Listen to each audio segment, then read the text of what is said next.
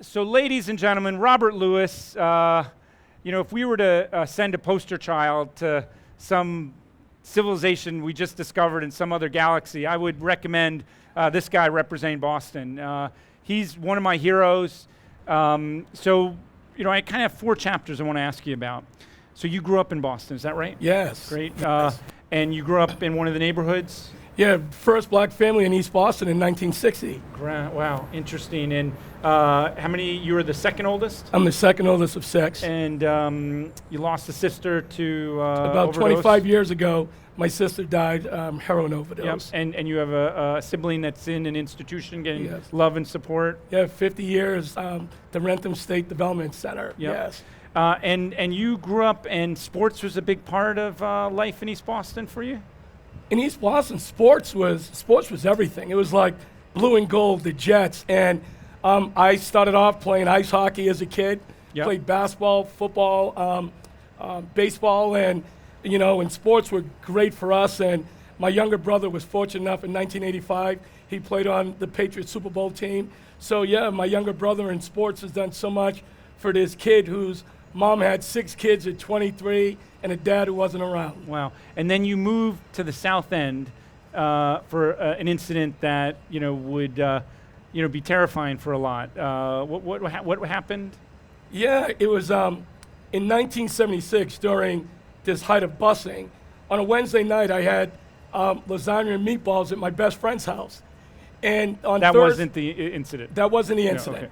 Okay. And the next night on Thursday, he was coming to the house to pick me up, and he threw a Molotov cocktail bomb and blew up my house.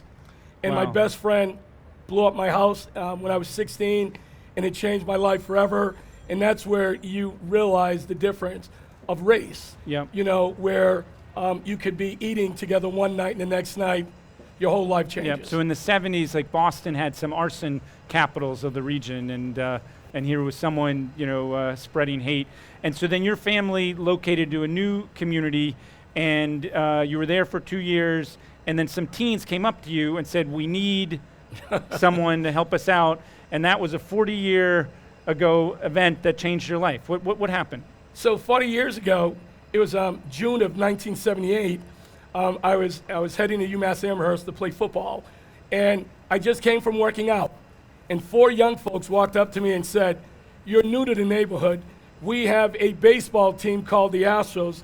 They were 12 and 13 years old, and they says, and we want you as the coach. And when you're looking at 4 12 and 13-year-olds that are really telling you this is what you should do, you only have one answer, and that's yes, of course. So you mentioned that you were in a white neighborhood, Italian neighborhood, meatballs, and then you moved to a new neighborhood. Describe how that was different and what that meant for your family. It was different. Leaving East Boston, which at that time was really mostly Italian community, and moving over to Via Victoria and the South End, which was mostly Latino. Yeah. At that time, Puerto Rican community. So a lot of it was cultural differences. Yeah. From East Boston, a few blocks in Maverick Street housing projects, to Via Victoria, which was mostly all Latino. So all of a sudden, you're learning language, you're learning different cultures, and I'm not going to lie to you, the food was great. My wife is Mexican. I have a soft spot for the food. So you, 2 weeks in starting this baseball team, someone introduced you to someone, and that also changed your life. So you married someone from the neighborhood at 21, right? Yes. Yep. And then you started this baseball team called you were the coach of the Astros. That was like a thread in your life.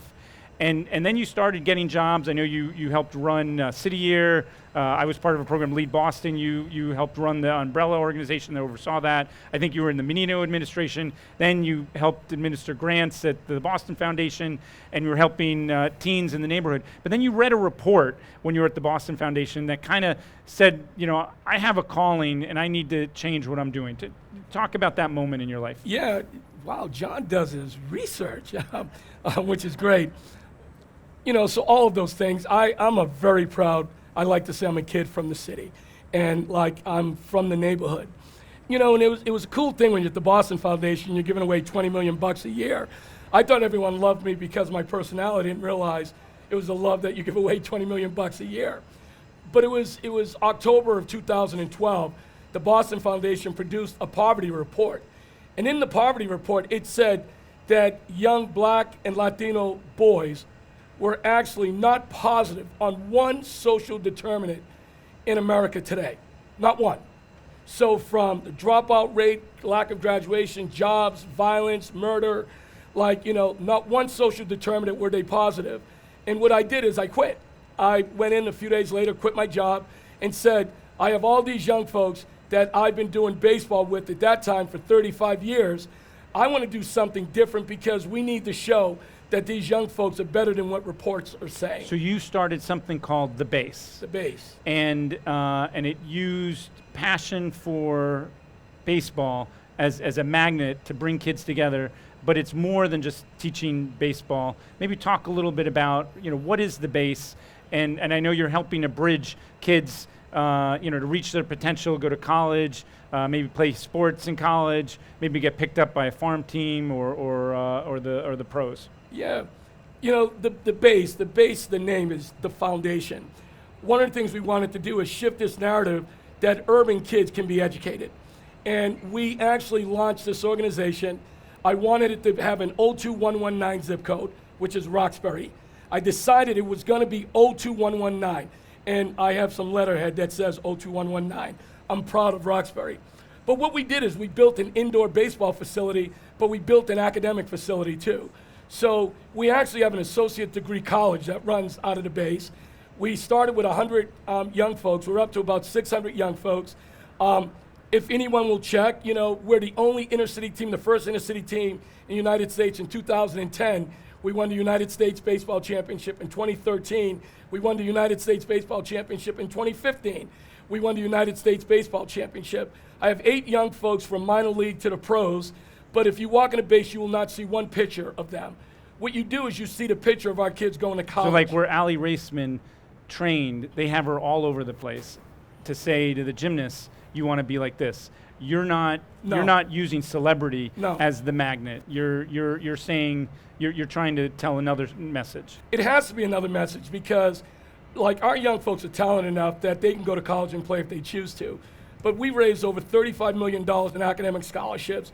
In 5 years, we sent 250 young people to college, over 100 young folks, room, board, and tuition for nothing. Our kids are playing at the top schools at Division I, II, and III. In America, and we played right in front of Team USA, Team Japan. We just launched a new site in Chicago and Pittsburgh. So let me ask you this. Sure. So as a kid growing up in East Boston, did you pay for the box seats here, or did you find a way to sneak in? How'd you watch when you were a kid? Linda left, right? Yeah. When I was a kid, I would sneak into Fenway.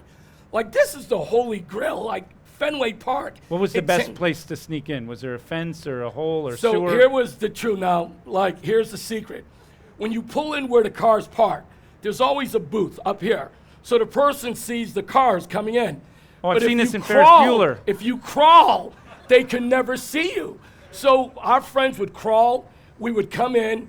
Everything was actually being in the bleachers. The bleachers were the coolest place to be. So you snuck in, you made an art out of it, and then a few months ago, you had 50 of your base high school kids, under 19, play an all-star game here. How did that make you feel? From a kid who couldn't come in from the front door to now you had some of your most celebrated youth that you would quit your fancy jobs to say, I'm going to start this nonprofit. How'd that make you feel? Yeah, you cry like a baby? Yeah, 2 things. Oh, Jesus. 2 things happened. In June, we did our annual event here. Yeah. And they had the Jumbotron and everything. And I'm up on the Jumbotron, and I looked back while I was speaking and said, wow, 40-some years ago, I snuck in here. Now they have me on the Jumbotron. And as you said, 2 weeks ago, we had this unbelievable opportunity. Thank the Henrys, the Red Sox, Sam Kennedy. We had our all-star game for the base here. So we had 50 of our young folks playing a game while folks were still doing the Fenway tours and everything. Yeah. And it was just this amazing experience. And it's funny that you said that, not kidding. I actually walked to the bathroom and I started crying because all of a sudden they're saying that baseball isn't for urban kids. how do we recruit more kids? And we're playing at the holy grail of baseball in the world, Fenway Park, and my kids had a chance to play here. So let me ask you this. There's squash busters, there's tenacity, there's metro lacrosse. There's all these sports that are teaching kids values on how to do well academically and how to do well on the playing field. What's different about the base? Do we really need another program like that? And why do we need the base? I would say we don't call ourselves Nothing a against program. those other programs. We don't call ourselves a program. We're methodology. I'm a kid from the hood. I'm a kid from the neighborhood. We know it works. We know that we put our headquarters right in the heart of the city. We're open till 10, 11 o'clock at night when the kids need us. And you have translators for parents. And we have translators for parents around the college process. All of my program staff are all college grads from the hood. Yeah. All of them are college grads from the neighborhood. So you surround them with the right folks. But what we're doing is we're building academics, we're building training, and we're getting our young folks ready for the 21st century economy. And what's different, we were just talking about STEM and STEAM, and we have an institution like MIT who's going to partner and develop one of the first urban STEM and STEAM programs in inner city America at the base in Roxbury. So let me ask you and this. That's what's important. This is great, and you have 500 kids in Boston a year working on it at least. Now, there are baseball teams in a lot of the major cities, in many major cities around the country. Is this something, the telephone was invented here and it's scaled. Do you want to scale this idea around other major sports teams? Here's what I want to scale. I want to scale that urban talent is American talent. Yeah. That's what I want to scale. I want to scale that urban talent is the best in American talent. And if it's baseball, if it's sports, if it's the art, I met Daniel, and I said to Daniel, he inspires me because he uses his passion to do what's great. Our whole idea is that we have to stop looking at inner cities in urban America as a fear factor. We have to look at talent and see how exceptional it is. So we're fortunate that the Chicago Cubs, the Boston Red Sox, and the Pittsburgh Pirates Do you want have to taken stop us. there, or you want to go to other teams? It depends on if the businesses and communities and the leadership thinks that this is a good model. I actually think, give the Red Sox credit because it started here when Theo Epstein was here and kids continued on with the Henrys. Is he still here? No, he's in Chicago. Okay, great. So ladies and gentlemen, if you haven't been inspired in your life and you live a dull and boring life, come hang out with this guy. Come see the base. I'm glad you're using your resourcefulness, your energy, to help the kids of the neighborhoods of Boston. They deserve the best. You're bringing the best. Ladies and gentlemen, Robert Lewis Jr. Thank you, John. Thank you.